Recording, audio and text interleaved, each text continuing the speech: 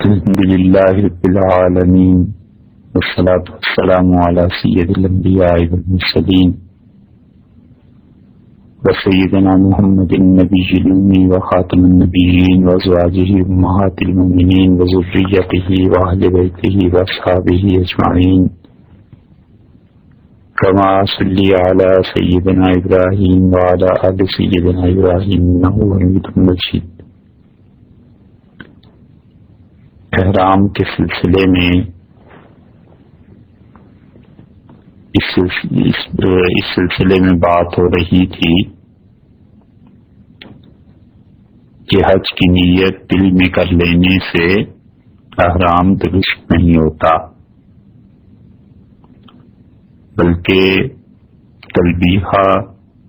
یا اس کے قائم مقام جو بھی اللہ کا ذکر ہو اس کا کرنا ضروری ہے۔ اگر بغیر نیت کے محض تلبیہ پڑھ لے تو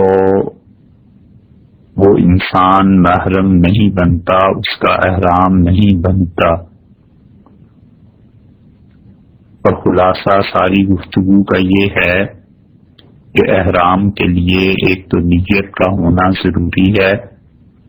اور دوسرے تلبیہ کا پڑھنا ضروری ہے، اور تلبیہ کا پڑھنا ایک مرتبہ واجب ہے اور اس سے زیادہ سنت ہے۔ اور احرام اگر کوئی آدمی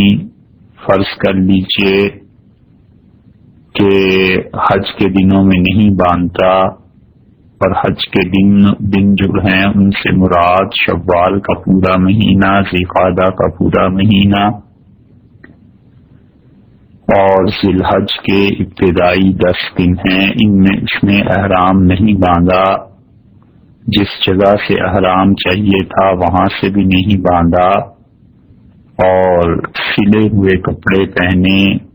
اور احرام کی نیت کر لی تو احرام شروع ہو جائے گا اس کا، وہ اس طرح کا احرام مکروہ ہے۔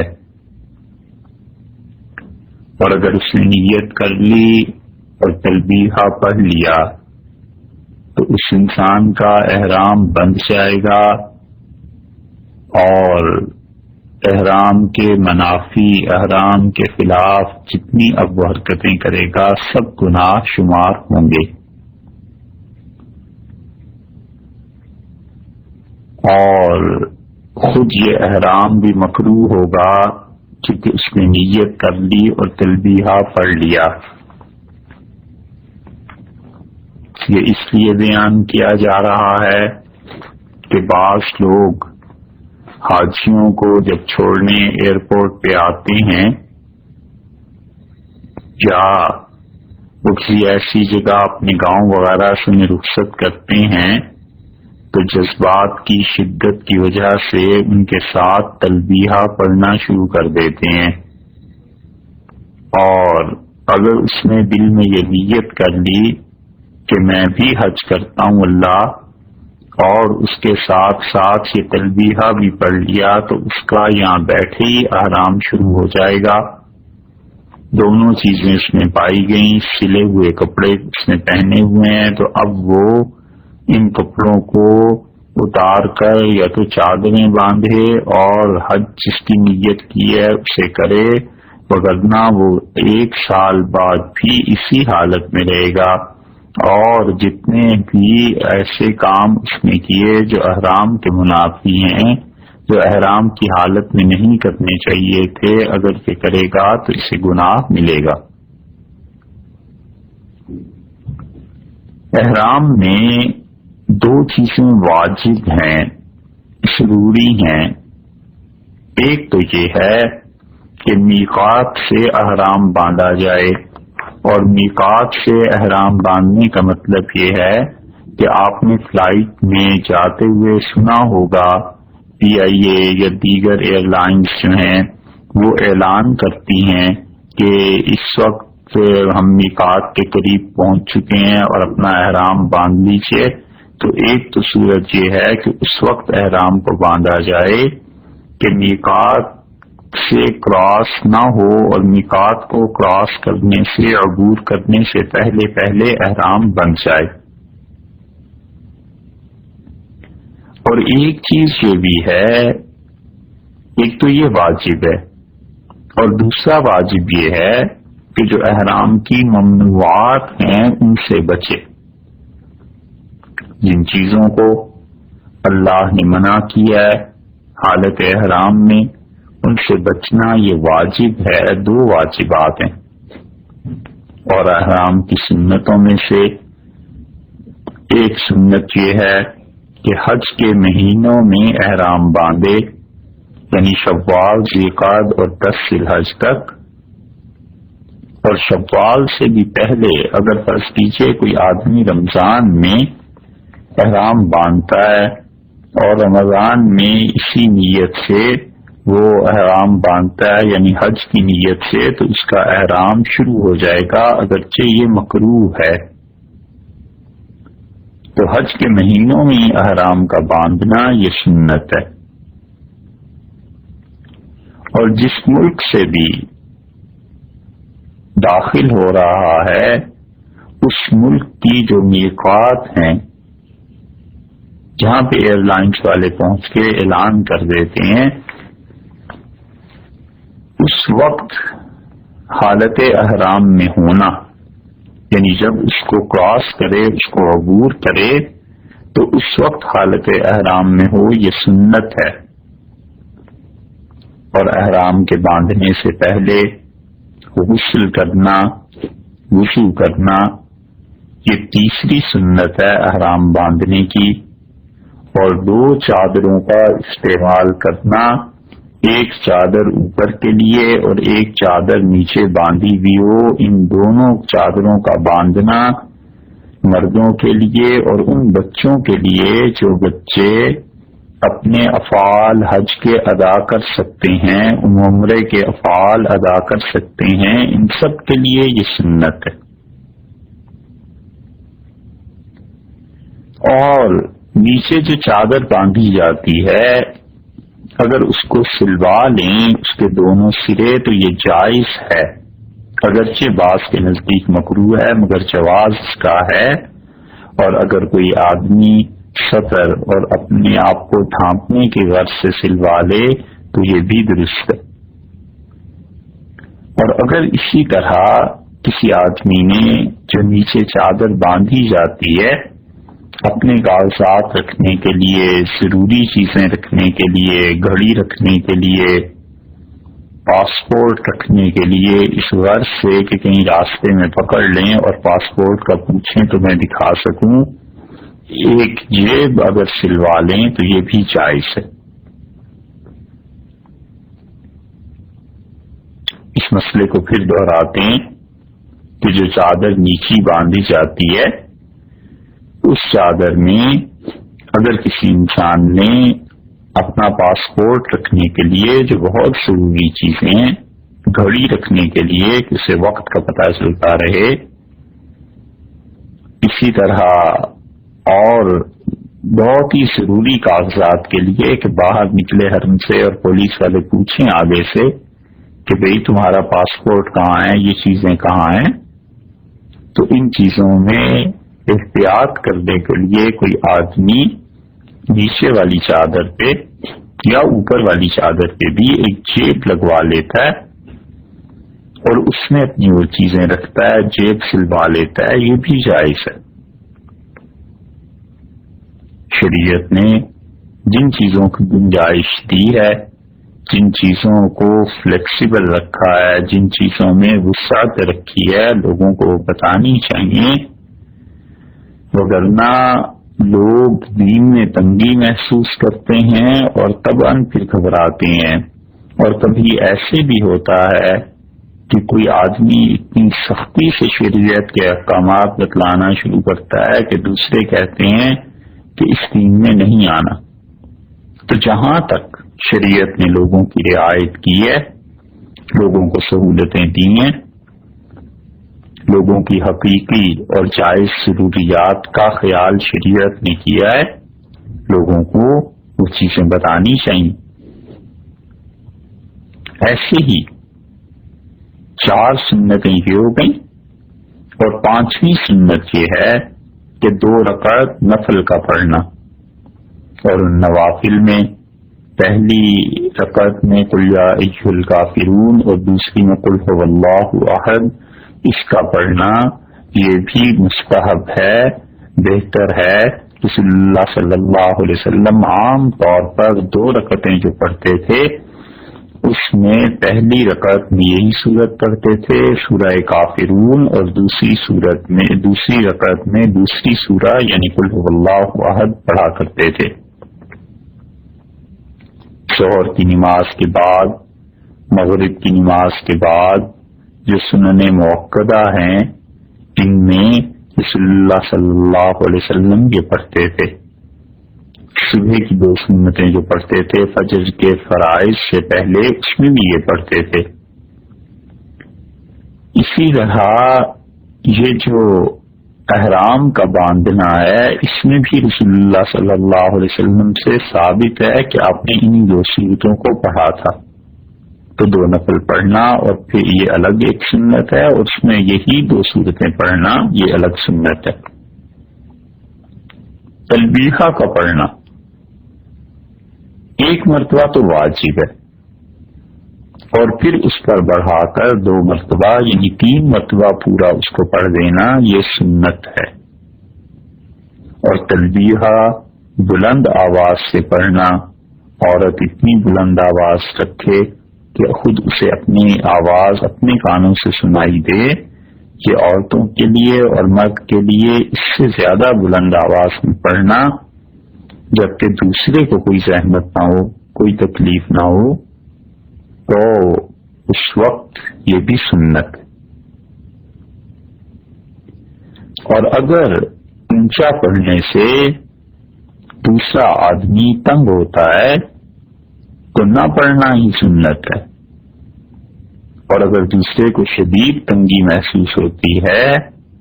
تو یہ اتنی اونچی آواز سے پڑھنا مکروہ ہے۔ فلائٹ شروع ہوئی، رات کا وقت ہے، اور ساتھ والی سیٹ پہ کوئی آدمی سونا چاہتا ہے یا سو رہا ہے، اگرچہ اس نے احرام ہی باندھا ہوا ہے، اب اتنی اونچی آواز سے تلبیہ کا پڑھنا کہ اس بیچارے کی نیند خراب ہو جائے یا وہ ڈر جائے، ایسی صورتوں میں تلبیہ نہیں پڑھنا چاہیے۔ اپنے آپ پہ ضبط رکھنا چاہیے، کنٹرول رکھنا چاہیے، اور زندگی بھر یہی کوشش ہونی چاہیے کہ میرے کسی کام سے، کسی فعل، کسی حرکت، کسی جملے اور کسی بات سے دوسرے کو تکلیف نہ ہو، دوسرے کا دل نہ دکھے، کسی اور کو پریشانی نہ ہو۔ تو اس لیے مرد کا اونچی آواز سے تلبیہ کا پڑھنا سنت ہے، بشرطے کہ کسی اور کو زحمت نہ ہو۔ اگر لوگ سو رہے ہیں جہاز میں یا ساتھ والا کوئی آدمی سو رہا ہے یا آگے پیچھے سو رہے ہیں تو اتنی اونچی آواز سے پڑھنا کہ وہ بیچارے نہ منع کر سکیں دین کی وجہ سے، اور نہ ہی وہ لوگ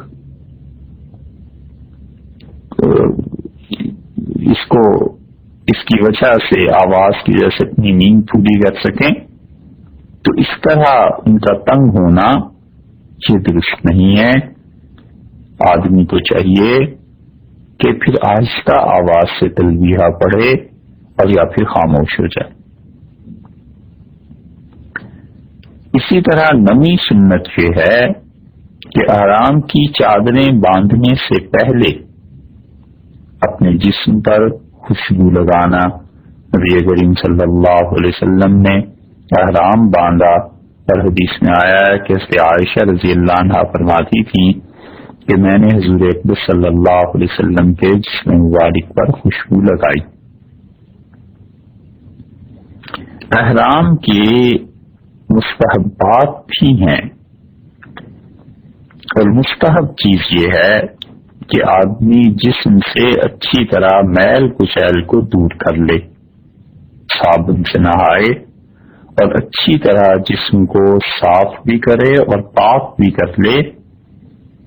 کیونکہ ممکن ہے اسے 2 ہفتے 3 ہفتے جتنا بھی آگے وقت آ رہا ہے، جو بھی احرام اس نے باندھا ہے اس حساب سے اسے پھر غسل کرنے میں دقت پیش آئے، یا غسل کر نہ سکے، یا کرے بھی تو صابن کا استعمال نہ کر سکے۔ ناخن اتر لینا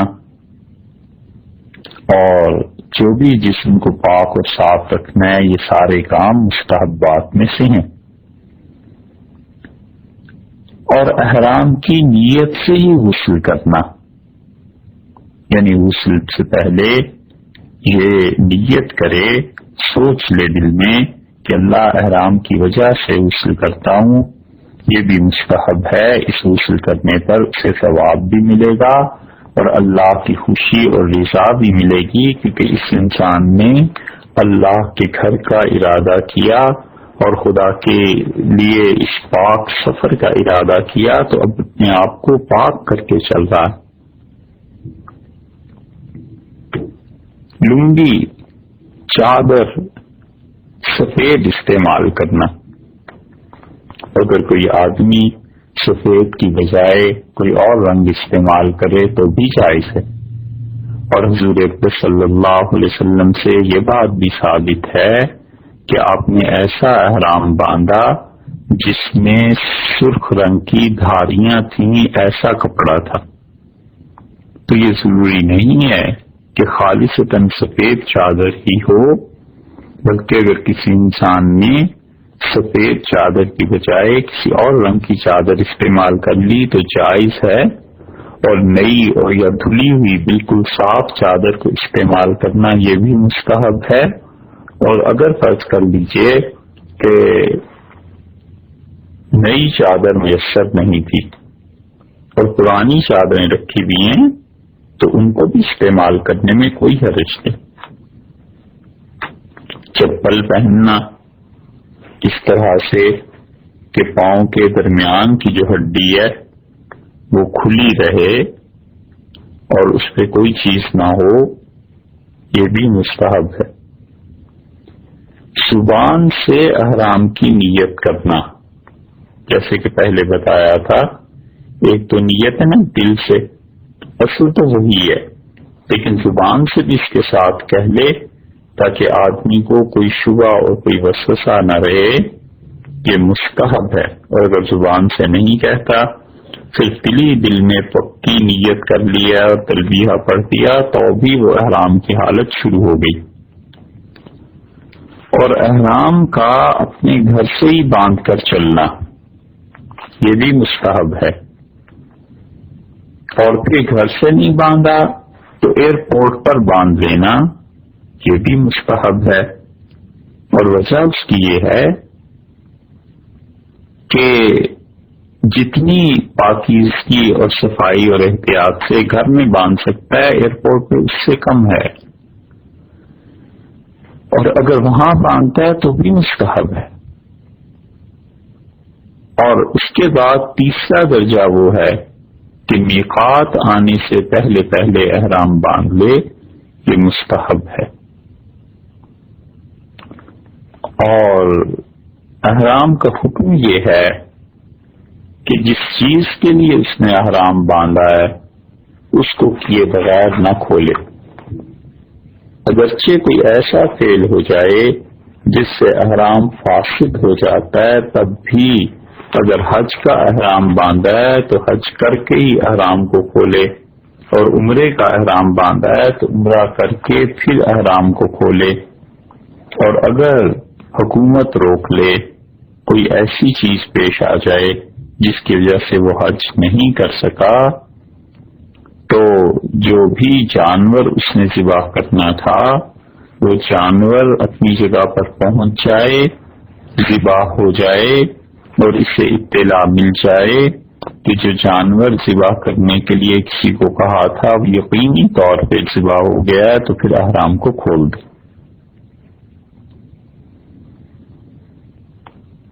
اسی طرح نیت کے کچھ مسائل ہیں۔ اور نیت نام ہے دل کے ارادے کا، اور احرام کا دل سے ہونا ضروری ہے،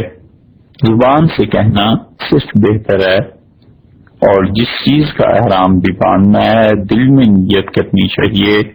کہ اللہ عمرے کا احرام باندھتا ہوں، یا اے اللہ حج اور عمرہ دونوں قران حج کے لیے احرام باندھتا ہوں، یا پھر اے اللہ افراد حج کے لیے صرف حج کے لیے احرام باندھتا ہوں، یا تمتع کا احرام باندھتا ہوں کہ اول عمرہ ادا کروں گا پھر اس کے بعد دوسرے احرام سے حج کروں گا۔ جو بھی وہ نیت کرنا چاہتا ہے دل سے کرے، اور زبان سے اقرار اس کا کرنا مستحب ہے، اصل چیز دل کی نیت ہے۔ دل کو اگر پکا کر لیا اس بات پر اور تلبیہ پڑھ دیا تو چاہے زبان سے کچھ بھی نہ کہا ہو تو بھی یہ احرام شروع ہو گیا حالت اس کی۔ دل میں نیت کی حج قران کی اور زبان سے حج افراد کے الفاظ نکل گئے کہ افراد کرتا ہوں، تو دل کی نیت کا اعتبار ہے، جو کچھ دل میں نیت کی تھی وہ اصل ہے۔ اسی طرح دل میں نیت کی حج کی اور زبان سے یہ کہہ بیٹھا کہ عمرے کے لیے احرام باندھتا ہوں، تو بھی دل کی نیت کا اعتبار ہے، زبان کے الفاظ کا اعتبار نہیں ہے، جو کچھ دل میں ہے اس کا اعتبار ہے۔ اور فرض کیجئے کہ دل میں نیت تھی حج کی اور زبان سے کہہ دیا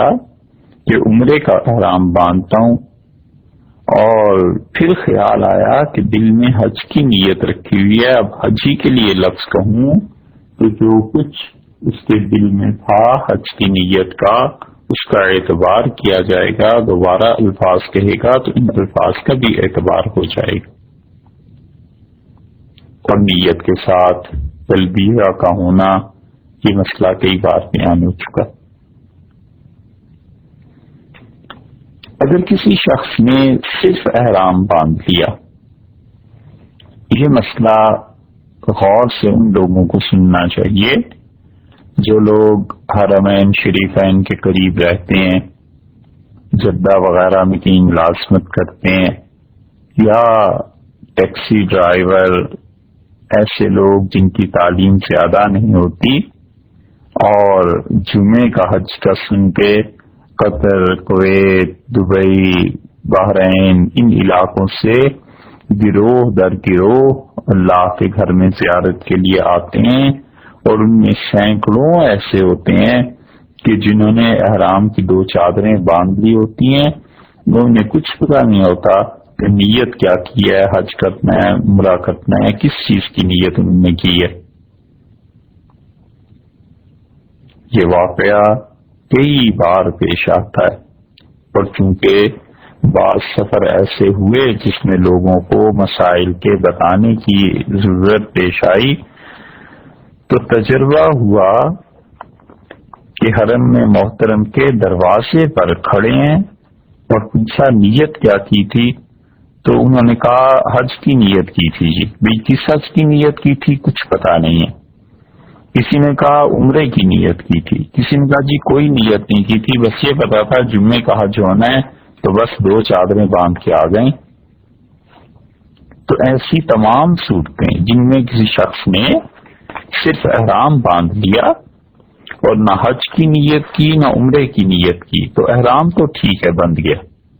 ٹھیک ہے جی، ایک مرحلہ طے ہو گیا۔ اب اس انسان کے پاس اختیار ہے، اللہ نے اسے اختیار دیا ہے کہ وہ چاہے تو اس احرام کو حج کا احرام بنا لے اور چاہے تو اس احرام کو عمرے کا احرام بنا دے، اور اس احرام کو اگر اس نے باندھنے کے بعد حرم میں داخل ہوا اور حجر اسود کے سامنے پہنچ گیا، اب اس نے تلبیہ بھی بند کر دیا، تو عمرے کے شروع میں جو طواف ہوتا ہے اس کے پہلے چکر میں جب ابتدا میں ہی آدمی حجر اسود کے سامنے پہنچتا ہے، استلام کرتا ہے، دونوں ہاتھ اٹھاتا ہے، پھر اس نیت سے انہیں چومتا ہے کہ گویا اس نے یہ دونوں ہاتھ اس پتھر پر رکھے ہیں۔ تو تلبیہ جو اس نے بند کیا اور یہ کیفیت ہوئی تو یہ اس کا عمرہ شروع ہو گیا۔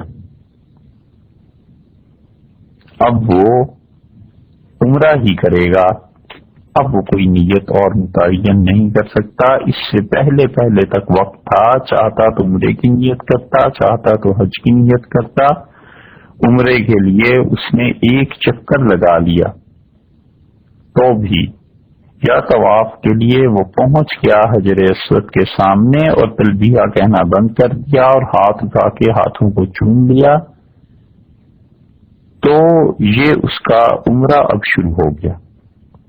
اب وہ حج کی نیت نہیں کرے گا، عمرے ہی کی نیت کو رکھے گا اور عمرہ ہی ہوگا۔ اور حتیٰ کہ بغیر نیت کے ایک چکر اگر پورا لگا لیا تو یہ بھی احرام اس کا عمرے کا ہو جائے گا، یہ اس کے عمرے ہی کا احرام بندھا حج کے لیے۔ یا تو وہ 8 ذی الحج کو دوبارہ احرام باندھے اور یا پھر یہ اس کا عمرہ ہو جائے گا۔ اور طواف کرنے سے پہلے فرض کیجئے کوئی آدمی اس نے طواف نہیں کیا، وہ پہنچا ہی 8 ذی الحج کو مکہ مکرمہ میں، فلائٹ لیٹ ہو گئی، کہیں اور سے آ رہا تھا قرب و جوار کے علاقوں سے، اور سیدھا عرفات میں چلا گیا۔ تو جو ہی وہ عرفات میں پہنچا ہے بغیر طواف کیے بیت اللہ کا، تو یہ اس کا احرام حج کا ہو جائے گا، اگرچہ اس کی نیت حج کی بھی نہ ہو تو بھی ہو جائے گا۔ اور جیسے وہاں کہ اس نے جو ہی استلام کے بعد حجر اسود سے شروع کیا طواف کو، تو یہ اس کا عمرہ، یہ اس کا احرام عمرے کا ہو ہی گیا، چاہے اس نے نیت کیا اور چاہے نہیں کی۔ ٹھیک اسی طرح یہاں پر جب بیت اللہ میں حاضری دیے بغیر وہ براہ راست اور عرفہ میں پہنچ گیا، عرفات کے میدان میں، تو یہ اس شخص کا حج کا احرام ہو جائے گا۔ بہت سے لوگ جو ہمارے ملک سے VVIPs ہوتے ہیں وہ جاتے ہیں 8 ذی الحج کو، اور پھر بہت سے ایسے بھی ہوتے ہیں جو تھکن کی وجہ سے بیچارے سوتے ہوئے رہ جاتے ہیں اور 9 کو صبح وہ عرفات میں چلے جاتے ہیں۔ تو اب وہ احرام باندھا ہوا ہے، عرفات میں پہنچ کے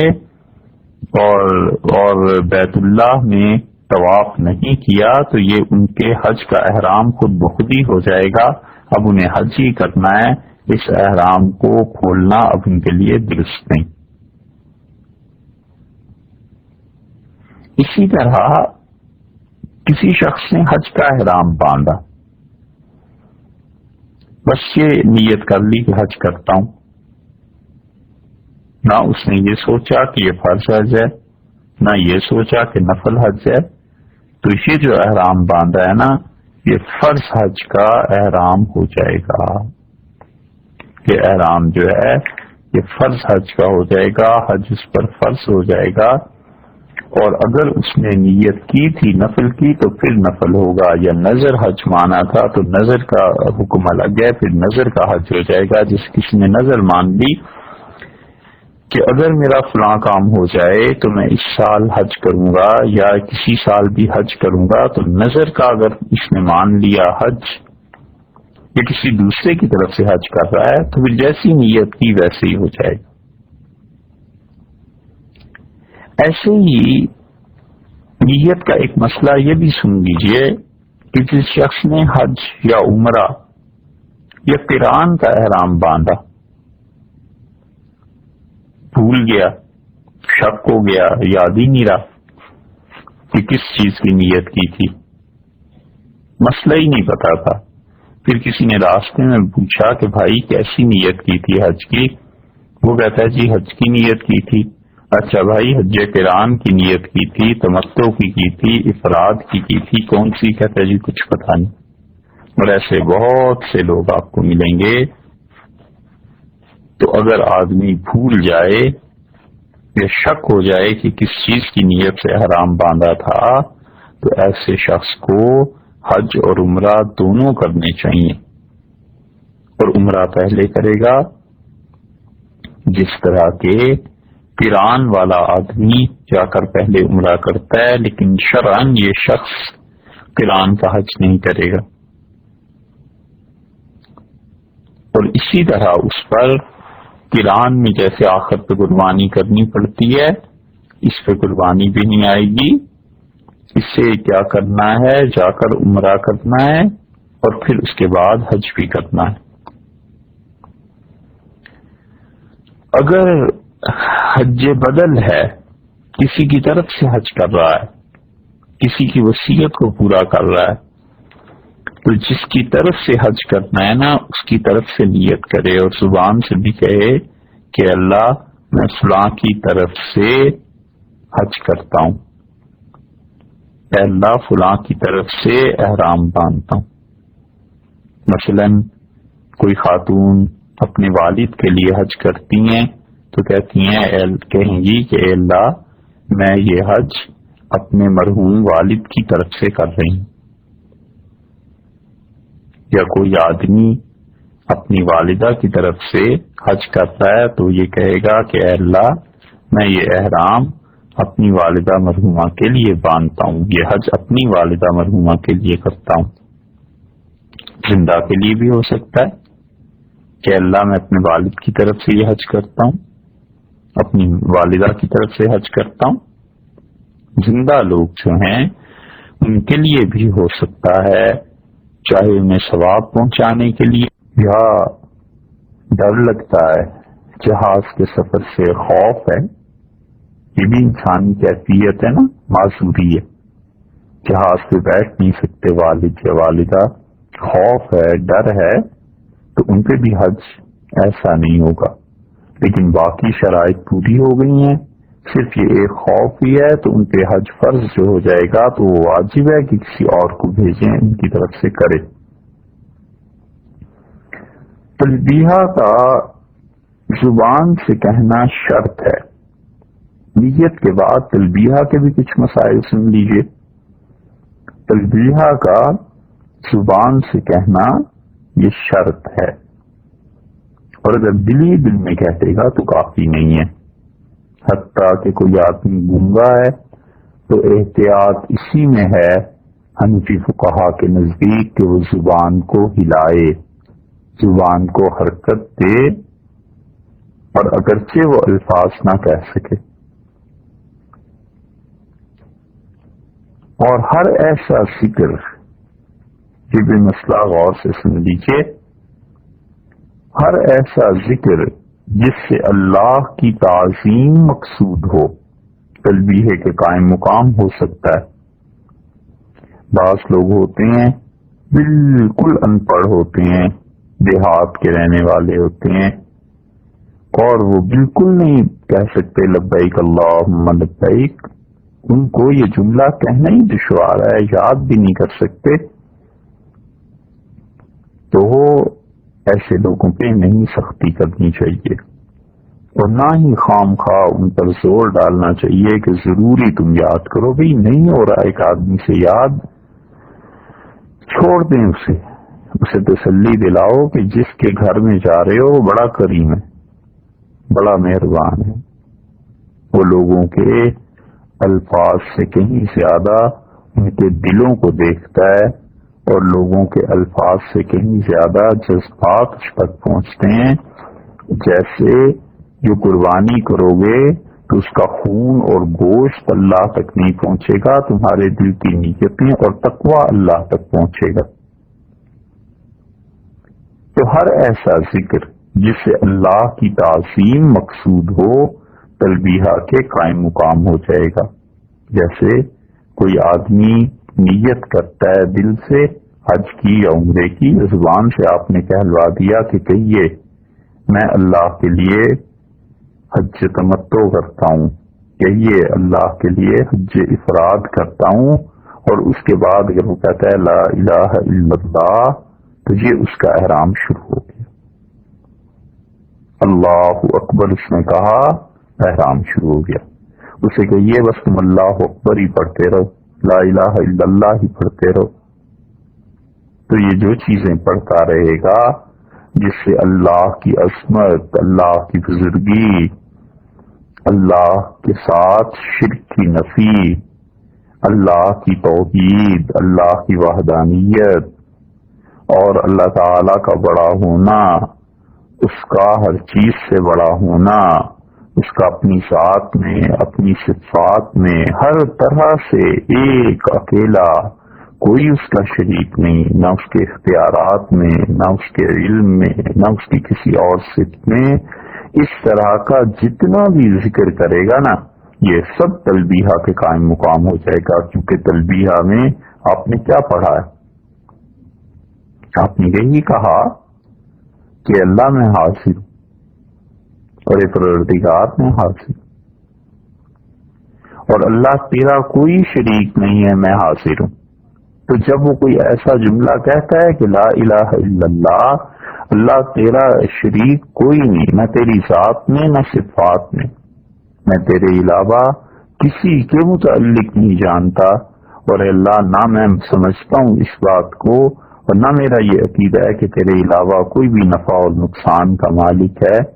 اور اس عاجز بندے کے حالات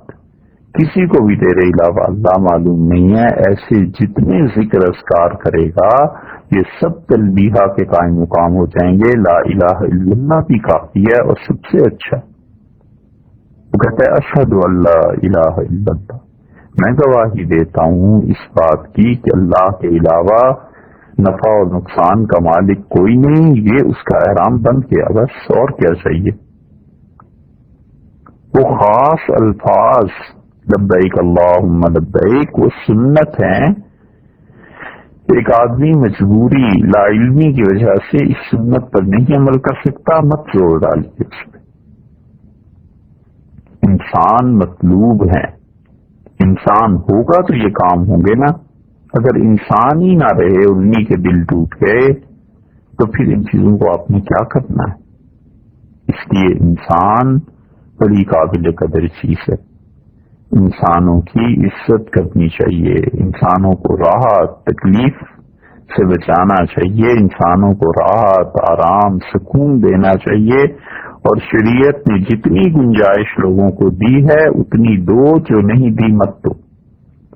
کیونکہ اللہ ہم سب سے زیادہ اپنی مخلوق پر رحم کرنے والا ہے، اور اللہ سب سے زیادہ اپنی مخلوق کی حکمتوں کو جاننے والا ہے. جو شریعت کہتی ہے بس وہ بتائیں، اپنی طرف سے سختی کرنا یہ کسی صورت بھی درست نہیں. اور خاص طور پہ جب کسی انسان کا کوئی تعلق بھی کسی سے نہ بنتا ہو، یا تو تعلق بنتا ہو باپ بیٹے کا، باپ بیٹی کا، اس کی تربیت اس کی تعلیم ہو آپ کے ذمے، یہ ایک اور تعلق ہے. کوئی شیخ ہو، مرید ہو، ان کی تربیت ان کے ذمے ہے. یہ سارے تعلقات بنتے ہیں. جہاں کوئی تعلق نہیں بنتا لوگوں کو مجبور کرنا نہیں. لوگوں کو بس اتنا بتائیے کہ نہیں لبیک پڑھ سکتے، ٹھیک ہے میاں لا الہ الا اللہ پڑھتے رہو. ایسی چیز پڑھو جس سے اللہ کی تعظیم، اللہ کی عظمت، اللہ کی بڑائی، اللہ کی بزرگی، اللہ کا بڑا ہونا، اللہ کا نفع اور نقصان کا مالک ہونا، سارا علم اللہ ہی کا ہونا، اس طرح کے جملے جو بھی پڑھے گا اس سے احرام بن جائے گا. حتیٰ کہ غور سے سنیے، اگر اسے عربی میں کہنا یہ دشوار ہے تو اردو میں کہے، فارسی میں کہے، ترکی میں کہے، انگلش میں کہے، کسی زبان میں بھی ایسا جملہ جب کہہ دے گا اس کا احرام شروع ہو جائے گا. سمجھے آپ؟ اس مسئلے کو بڑے بڑے اچھے جو مفتی ہیں نا، جنہوں نے فتوے کا کام کیا ہوا ہو اور خاص طور پہ حج کے مسائل پہ کام کیا ہوا ہو، ان سے پوچھیے گا، وہ آپ کو بتائیں گے یہ درست ہے. مثلا ایک آدمی دیہاتی ہے، آپ کو اس کی متعدد مثالیں ہمارے ملک میں مل جائیں گی، اور اس نے عمرے کی یا حج کی نیت کر لی، اولاد کو اللہ نے پیسہ دیا، ان کا جاؤ بابا حج کرائیں، عمرہ کرائیے، ماں کو بھیج دیا عمرہ کرائیے، وہ بیچاری تو کبھی اپنے گاؤں سے نہیں نکلی، شہر مشکل سے آئی تھی، اسے انٹرنیشنل فلائٹ میں آپ نے بھیج دیا، اب وہ نہیں پڑھ سکتی لبیک اللہم لبیک، چھوڑ دے،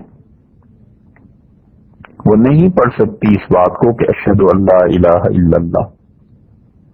تو اللہ ایسا تو نہیں ہے کہ صرف عربی میں ہی گواہی کو قبول کرے،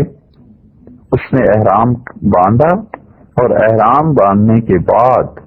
اس نے زبان سے نیت کی، آپ نے کرا دی کہ یوں کہیے کہ اللہ میں حج کرتی ہوں، اللہ میں عمرہ کرتی ہوں، اور اس کے بعد اس نے کہہ دیا اللہ تو ہی سب سے بڑا ہے۔ اس نے کہا میرے اللہ نفع اور نقصان کا مالک تیرے علاوہ کوئی نہیں۔ اس نے کہا اللہ میں تیری بندی ہوں، مجھے معاف کر اور میری غلطیاں اللہ بھلا دے، اور اللہ تو ہی مہربانی کرنے والا ہے، اللہ تیری ذات بڑی ہے۔ اس قسم کے جملے اس نے کہہ دیے، اس کا احرام شروع ہو گیا۔ یہ لبیک اللہم لبیک کے قائم مقام جملے ہیں، سمجھے؟ یہ لبیک اللہم لبیک لبیک لا شریک لک لبیک کے قائم مقام جملے ہیں۔ اس نے اردو میں نہیں پنجابی میں کہہ دیا تو بھی اس کا احرام شروع ہو گیا۔ اس نے کہا اللہ تو ہی تو، بس احرام شروع ہو گیا، اور کیا چاہیے؟ جب اس نے مان لیا کہ اللہ ہی سب کچھ ہے اور اس کے علاوہ کوئی ذات نفع اور نقصان کی مالک نہیں ہے، تو اب کیا چاہیے بھئی اس سے؟ کیا ایمان کے لیے، کیا احرام باندھنے کے لیے، کیا مسلمان ہونے کے لیے یہی ضروری ہے کہ عربی میں پڑھے؟ نہیں آتی، جہالت میں گزر گیا وقت، تب اس کا بڑھاپا تو خراب نہ ہو، اسے ہمت دلائیے، حوصلہ دلائیے کہ جس جگہ پہ آپ جا رہے ہیں وہ مالک بڑا کریم ہے، بڑا کرم ہے اس کا، بڑی مہربانی ہے، اسی نے بلایا ہے اور اس کے مہمان بن کے جا رہے ہو۔ اور مہمان ایسا ہوتا ہے کہ ذرا اونچ نیچ ہو بھی جائے تو ہم دنیا میں میزبان برداشت کر لیتے ہیں، وہ تو بڑا شہنشاہ ہے، وہ کیسے برداشت نہیں کرتا، وہ تو بڑا حلیم ہے، بڑا کریم ہے۔ اس لیے اللہ پہ بھروسہ، اللہ پہ اعتماد، اللہ کے ساتھ تعلق کو جوڑنا اور لوگوں کو امید دلانا اللہ سے کہ اللہ اچھے دن بھی لے آئے گا، یہ بڑی نیکیاں ہیں، یہ کرتے رہا کیجیے۔ لوگوں کے دل بڑے نازک ہوتے ہیں، ان کا خیال رکھنا چاہیے۔ تو اس لیے پنجابی میں، اردو میں، فارسی میں، انگلش میں، ترکی میں، کسی زبان میں اس نے کہہ دیا ایسا جملہ جو جملہ اللہ کی عظمت پر دلالت کرتا ہے، اللہ کی بڑائی پہ، بس اس کا احرام شروع ہو گیا۔ عربی میں پڑھنا افضل ہے، اس کا کوئی انکار نہیں کرتا بھائی،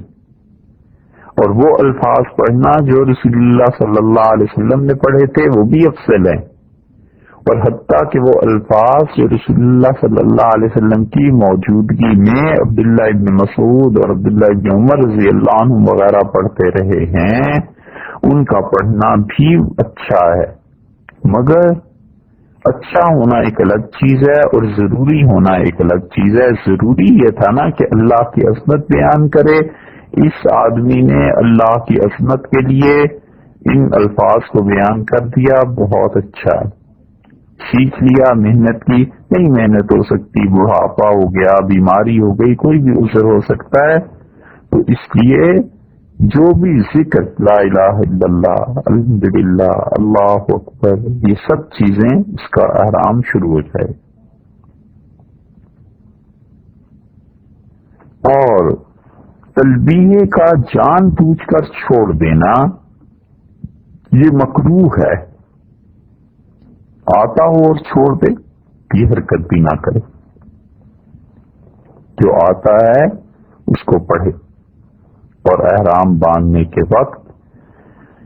ایک مرتبہ کسی ایسے ذکر کا کرنا فرض ہے اردو میں کسی بھی زبان میں ایک مرتبہ ایسا جملہ کہنا جو اللہ کے بڑے ہونے پہ دلالت کرے، جو اللہ کی عظمت کا قائم مقام ہو، جیسے لا الہ الا اللہ، یہ تو ہر ایک مسلمان کو الحمدللہ آتا ہی ہے۔ ایسا کوئی ذکر ایک مرتبہ پڑھنا فرض ہے اور اس کو 3 مرتبہ پڑھنا سنت ہے۔ اور ایک سنت یہ بھی ہے کہ تلبیہ جب بھی پڑھے 3 مرتبہ پڑھنا چاہیے۔ تلبیہ کے مسائل میں سے یہ بھی ہے کہ جب حالت بدلے تو اس وقت پڑھنا یہ بھی سنت ہے، مثلا صبح شام پڑھنا، اٹھتے بیٹھتے وقت پڑھنا،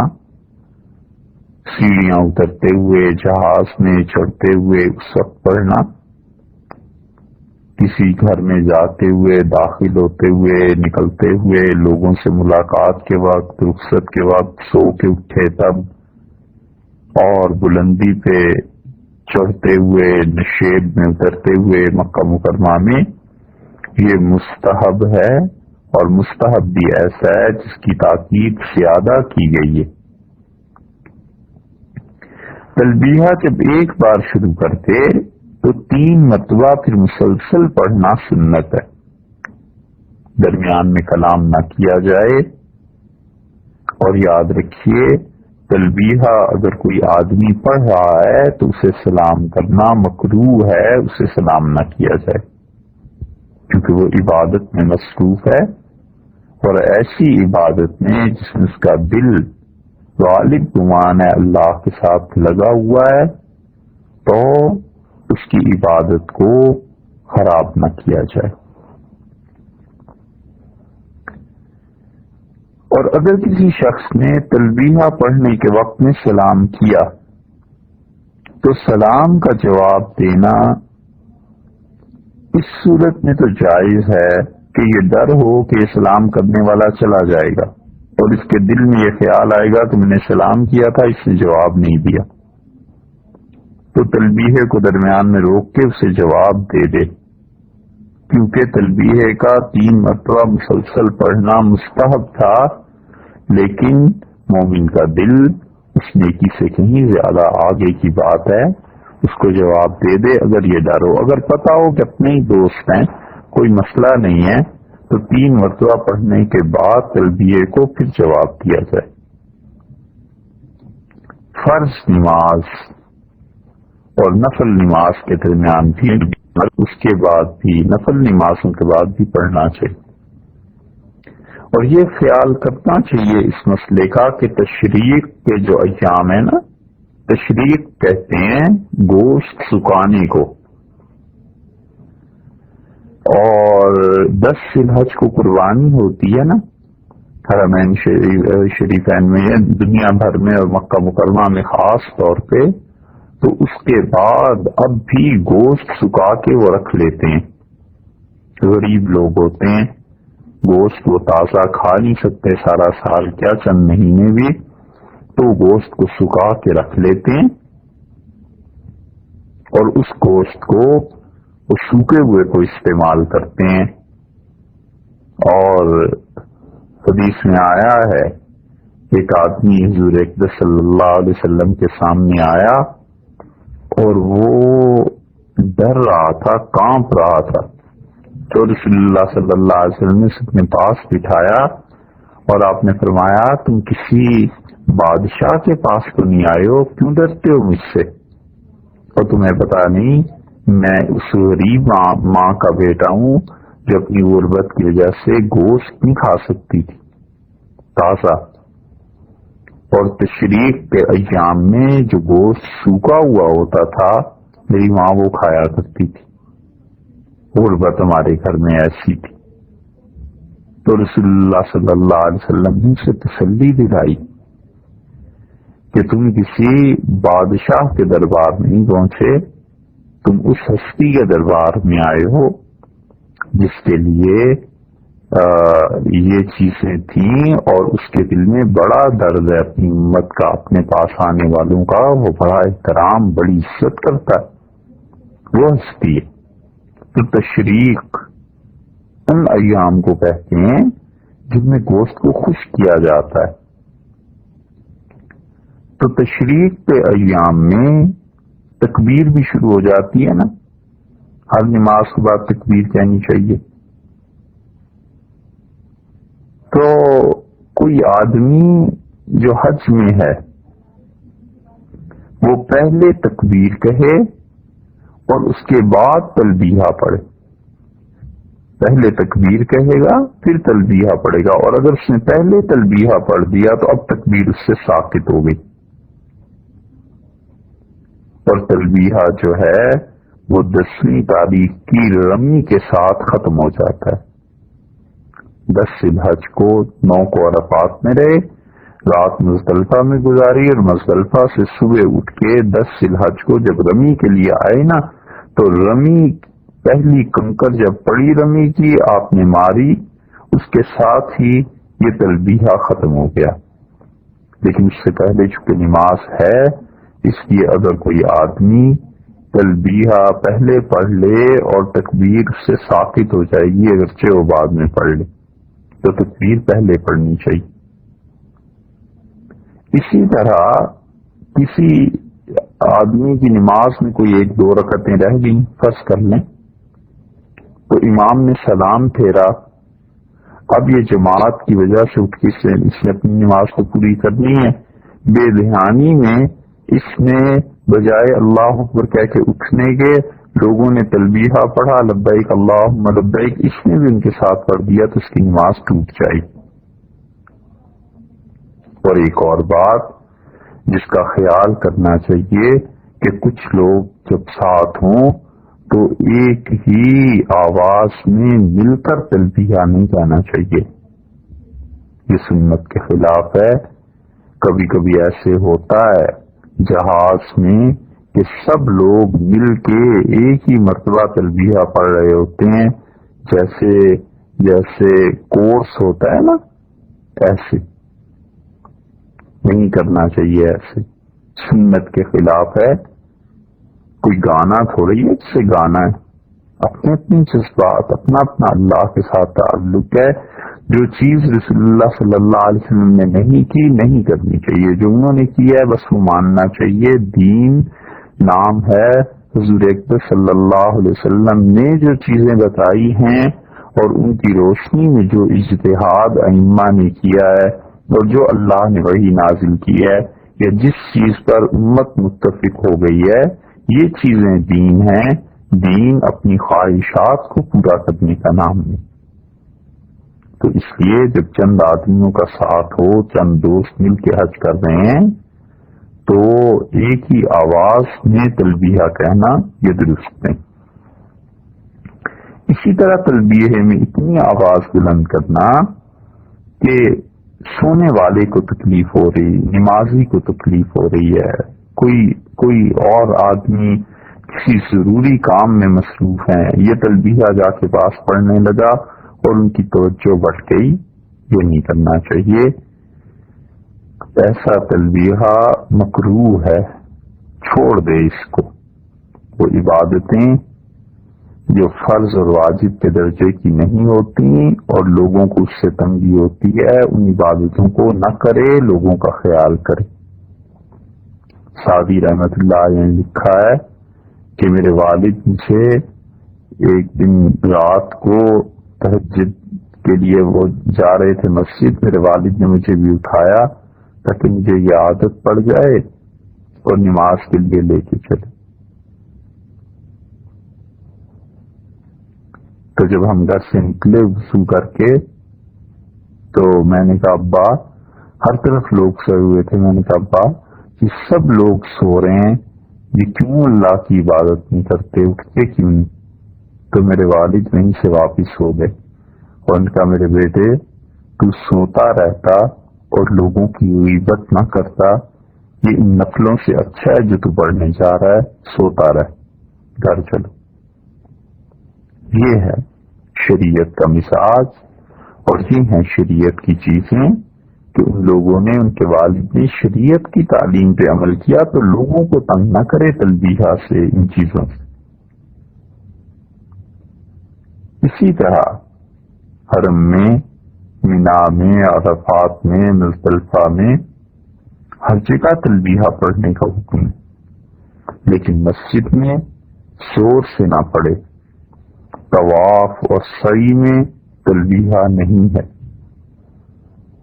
اور طواف اور سعی میں اللہ کا ذکر ہے، اللہ کی یاد ہے۔ اور طواف سے ہماری مراد یہ کہ قران والا شخص وہ عمرے کے طواف میں اور نفل طواف میں اور قدوم میں ان تین میں تلبیہ پڑھ سکتا ہے، اس کے علاوہ جو طواف ہے ان میں نہ پڑھے۔ اگر قارن ہے تو ایک عمرے کا طواف اور ایک نفل طواف اور طواف قدوم، ان تین میں تلبیہ پڑھ سکتا ہے، اس کے علاوہ نہ پڑھے۔ اور اگر افراد کا حج کر رہا ہے تو مفرد بالحج جسے کہیں گے کہ حج کا افراد ہے، اسے قدوم اور نفل طواف جب کرے گا تو ان دونوں میں تلبیہ کا پڑھنا جائز ہے، مگر زور سے نہ کہے، پھر بھی دعاؤں کا پڑھنا افضل ہے۔ اور حج کی سعی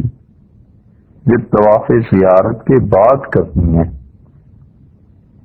اس میں بھی، اور عمرے کی سعی اس میں تلبیہ نہیں پڑھا جائے گا۔ حج کی سعی جب طواف زیارت کے بعد کرنی ہے اس میں بھی، اور جو عمرے کی سعی ہے صفا اور مروہ کے درمیان دوڑنا ہے اس میں تلبیہ نہیں پڑھا جائے گا۔ اور اگر حج کی سعی کو طواف قدوم کے بعد کرے، جیسے کہ قران میں کرتے ہیں نا، جو افضل ہے قارن کے لیے، قران والے حج کے لیے، کہ طواف قدوم کے بعد وہ سعی کر لے اس نیت سے کہ حج طواف زیارت کے بعد کی جو سعی تھی اللہ آج ہی کرتا ہوں، جو اس کے حق میں افضل بھی ہے، اس میں تلبیہ کا پڑھنا مستحب ہے۔ اور تلبیہ کے لیے الفاظ کی زیادتی کرنا آخر پہ، درمیان میں نہ کرے، آخر پہ الفاظ کی زیادتی کرنا، یہ بھی بعض رات میں مستحب لکھا ہے، بہتر لکھا ہے۔ اور وجہ اس کی یہ ہے کہ رسول اللہ صلی اللہ علیہ وسلم کے سامنے بعض صحابہ کرام رضی اللہ عنہم نے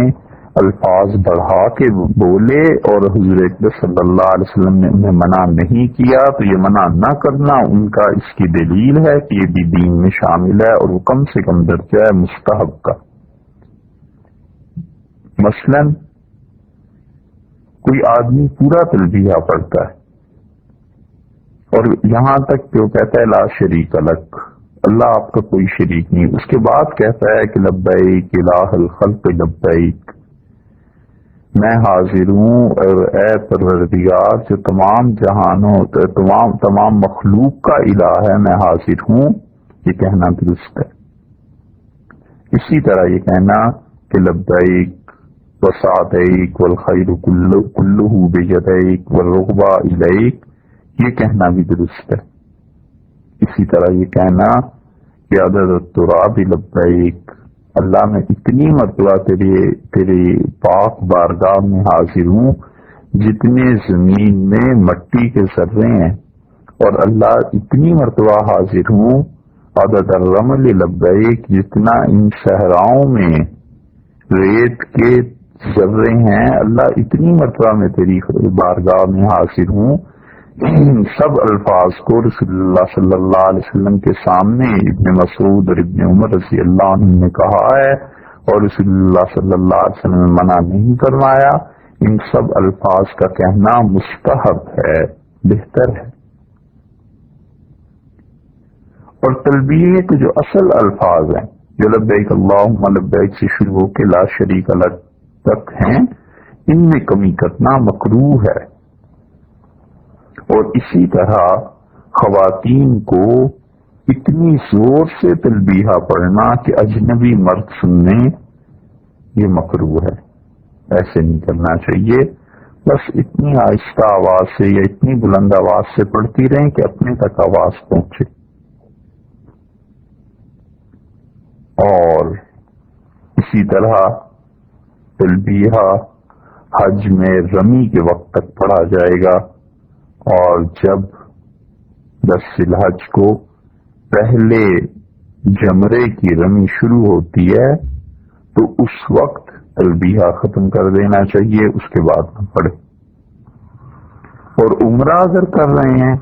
تو عمرے میں طواف شروع کرنے کے وقت تک پڑھا جائے گا. یعنی طواف جب شروع ہوتا ہے تو اس کے شروع ہونے میں ہی پہلا استلام جو کرتے ہیں اس کے ساتھ ہی تلبیہ ختم ہو جائے گا. تو عمرے میں اس وقت ہے، آخری وقت اس کا عمرے کے لیے اپنے ملک سے چلا، تلبیہ پڑھتا رہے یہاں تک کہ جب حرم محترم میں پہنچ کے وہاں پہ بیت اللہ میں حجر اسود کے سامنے اب کھڑا ہو گیا، اب تلبیہ ختم ہو گیا. عمرے کے لیے یہ اور حج کے لیے یہ حکم ہے کہ 10 ذی الحج کو پہلی جب رمی کرے گا پہلے جمرہ کی تو پہلا کنکر جو پڑا پھینکا اس میں، اس کے ساتھ ہی بس تلبیہ کو ختم کر دے. اب وقت ختم ہو گیا. یہ تلبیہ کے مسائل تھے. جو بھی مسئلہ پیش آ جائے اپنے مسئلے کو اس کے مطابق سوچنا چاہیے، حل کرنا چاہیے. اب اس کے بعد کچھ اور مسائل ہیں، ان کا بیان اگلی نشست میں کریں گے. السلام علیکم ورحمۃ اللہ وبرکاتہ.